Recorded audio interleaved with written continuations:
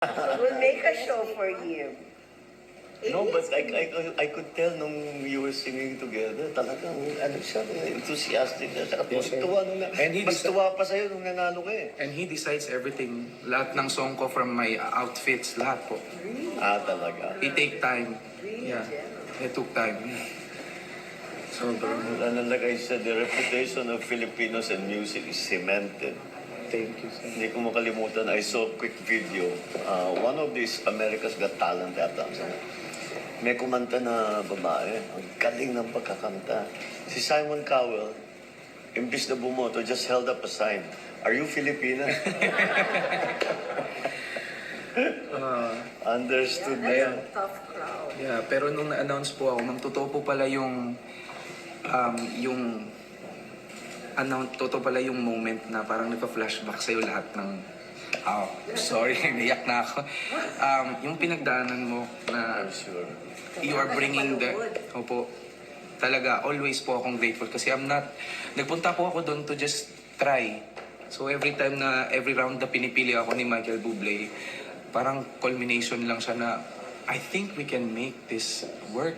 Ganun. So, tiwalang ko sa kanya. Last 2 songs, sabi ko, can you help me? Sabi niya, just trust me on this one. Gagawa ako ng paraan talaga for song choice. Hanap ako. And he made sure na talagang bumoto. And surprisingly, sir, yung mga Filipinos around America, hindi ko po alam na may mga text brigade sila na bumoto po sila. Vote natin to. Kahit dito. Opo. Kahit dito. Grabe, sir. Nasa boto, alam mo naman ang Pinoy, text capital of the world yan. Diba? So, You made us so proud. Thank you, ma'am. Talaga Maraming salamat. Konta kami lahat. Finally, Yes, sir. nakilala. First, hindi lang first Filipino, first Asian. First Asian po. Laking bagay nun. Hindi biro yun. Hindi po, sir. Wow. Malaking percentage. Opo. Malaking margin mo. Malaking margin po. Sorry, talo margin mo. Ay, sorry.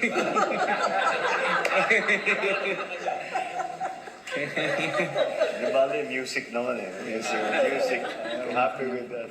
At saka para sa Pinoy, no Oh my problem. gosh. Thank you po sa inyong lahat. Thank Ay, you, Mr. naku. President.